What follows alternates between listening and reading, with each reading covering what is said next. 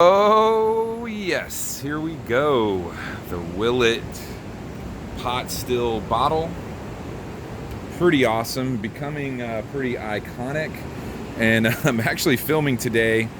It's Wednesday, and Hurricane Dorian, September 3rd, I think today. Anyway, 3rd or 4th, whatever. Hurricane Dorian. I'm in Charleston, South Carolina, at Folly Beach. Hurricane Dorian is only about 5 or 6, maybe 12 hours away. Who knows? It's moving slow. I'm out fixing up some of my beach houses so that they, taking furniture off the porch and all that good stuff. But, I figured why not do a bourbon review? I'm about to go to a hurricane party. I picked this up. Was not cheap. I got it from pretty like a big liquor warehouse type of place up in Tennessee. It's $89. Okay. Now, you're definitely paying, in my opinion, a lot for a really just funky, cool bottle. Kind of looks like a bong, almost like, probably could make a cool bong out of this thing, actually. But, it's in the shape of a pot still that you would make whiskey and spirits in and bourbon and whatnot. Now, interestingly enough, well, let's just take a look at this whole thing here. Okay. Willet, and that's an interesting, cute little logo I think that they have right there. Established in 1936. In 1674, Edward Willet was sent to London to learn the pewter trade. Edward Willet's first cousin, Richard Willet, was a London pewterer, who received his pewter mark in London in 1660. So pewter mark is like a stamp, trademark type thing where you can put it on your work. Richard's mark included the Willet bird, as did Edward's at the time. At the time, his family coat of arms was used as an inscription on the pewter's touch. Towards the later portion of 1600, the touches appeared with the maker's name. Edward Willet incorporated both practices in his touch. On the top of each Willet coat of arms is found a bird over a crown, as Edward Willet has struck on his touch. So that's that little bird on the crown. It's pretty cool. So the origins of the bird in the crown, since sometime between 1685 and 1692, Edward moved from England to the province of Maryland. He practiced his trade there for many years. The original will of Edward Willet, still in existence in the Hall of Records in Annapolis, carries his seal, his mark. Edward Willet is considered among the earliest of American pewters. It is our sincere hope that Edward would be proud of his descendants. The Willet name has been part of the distilling industry in Kentucky for 5 generations. Today we are carrying on the family tradition, and we hope that you savor this fine Kentucky bourbon. It says down on the bottom here too, 47% alcohol, Willet Pot Still Reserve Bourbon Whiskey, Willet Distillery, Bardstown, Kentucky. Now, and it's quite nice. Let's take a look at the rest of this bottle. You've got the badge on there, Pot Still Reserve. We've got some other really interesting writing and things of that nature. We've got the proof on there as well. So let's just read this stuff right here. Handmade by master craftsmen using time-honored methods in the art of distilling, handed down from one generation to the next.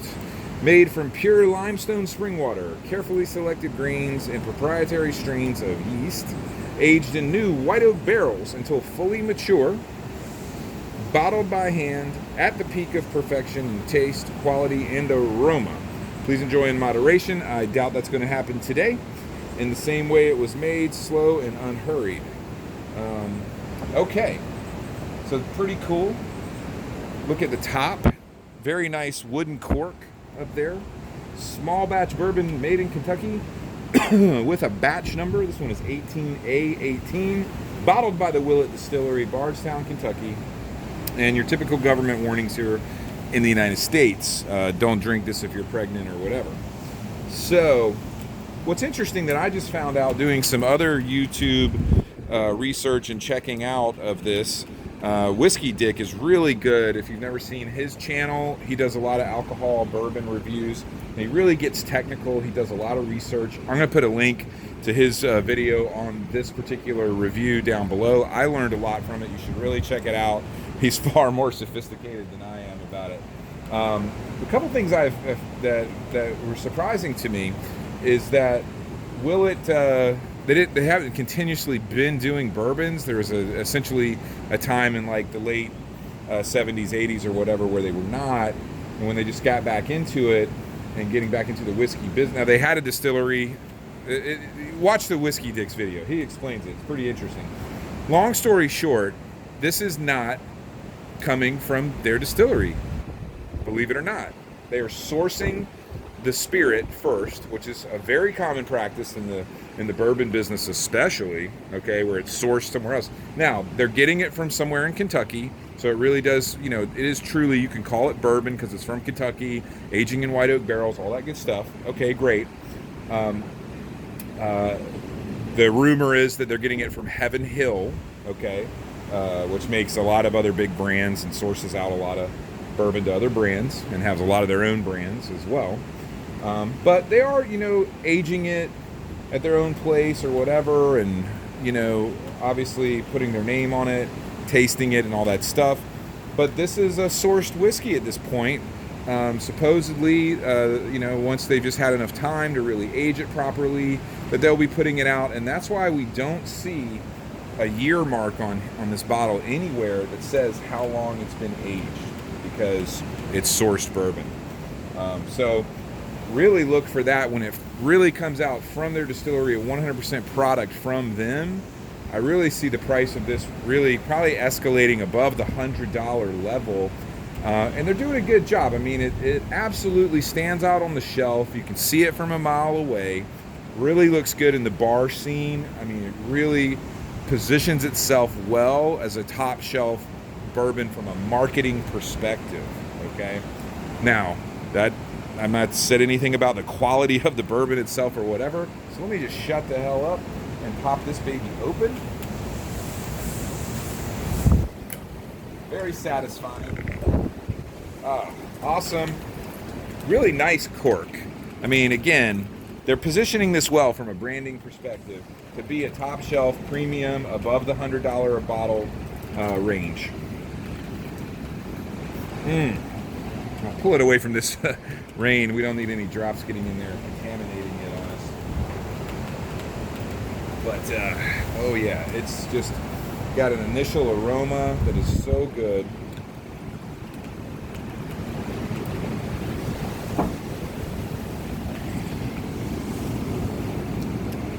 Look at that color. Man, that's nice. Really, really beautiful. Right off the nose, I'm no fancy booze taster at all. I'm not that hip. I don't have a mustache or anything like that. So I don't know, you know, about the nosing and the notes and all that stuff. I mean, I like watching those videos or whatever. I'm not putting anybody down. I like to learn more about it. I mean, to me, doing a little bit of mouth and nose breathing. There's nothing that really stands out from any kind of fruitiness notes or anything like that. Let's just go ahead and give it a little swirl, swish.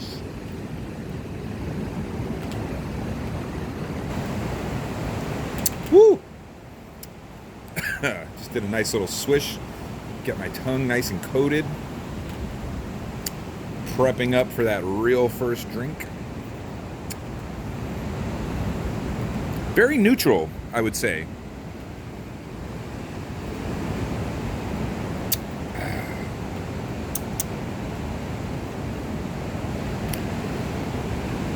Very neutral from a fruitiness perspective.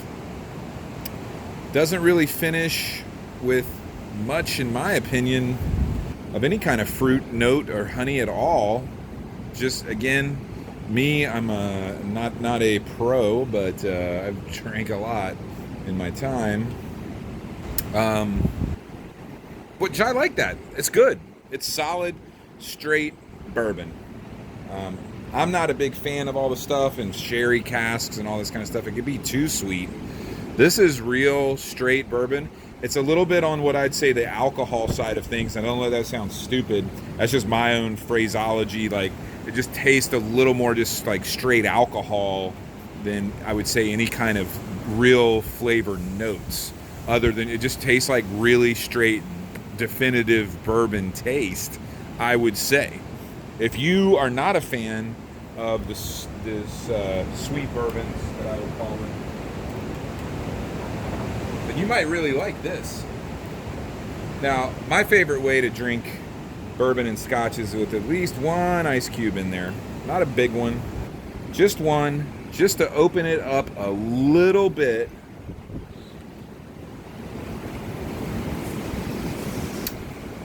Oh, that's nice. That's really, really nice. Man. Yeah. Definitely my favorite way to drink it. You know what? What's the correct way to drink bourbon? The way that you fucking like to drink it. You know what I'm saying? Period. Okay? Baby. Man, that's good. So I think I'll definitely be a hit at the hurricane party, showing up with this cool bottle. Right? I mean, you're going to look super cool walking into the hurricane party like this. Like, what's up? What's up, guys? Who's got something? You know? I mean, it's basically like a big, it's very phallic as well, right? You go to a hardcore drinking hurricane party, you know, you just show up and you plop that down on the table. Like, now's the party's ready to get started. Okay? Anyway, thank you so much. Thank you so much for checking out my video. I am absolutely 100% giving this product a thumbs up. It's expensive, yes, okay?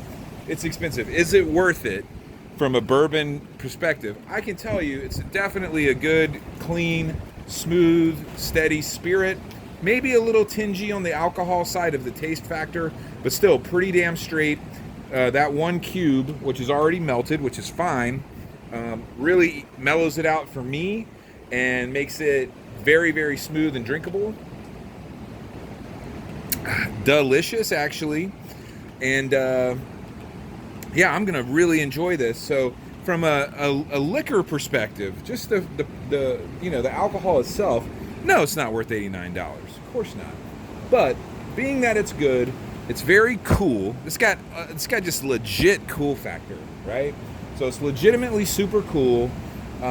Amazing present for somebody. If you got someone in your life, male or female or whatever, that likes bourbon, this is a heck of a good birthday, Christmas, whatever, office gift. I mean, you really make an impression on somebody giving them a bottle like this, because people that know, they know this isn't a cheap bottle, you know, but still, it's under $100 though. And for being right at under 100, well, with tax, you're going to pay $100. With tax, you're going to drop a C note on this thing, okay?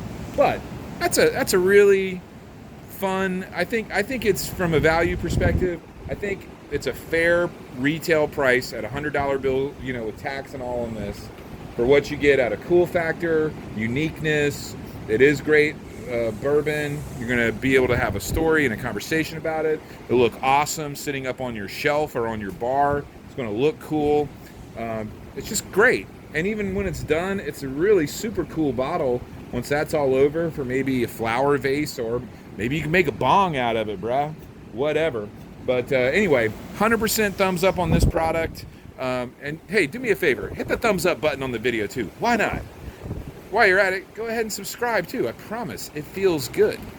And most importantly, have a wonderful day. I need to get to where the hell I'm going, because this storm is really starting to pick up. Anyway, see ya.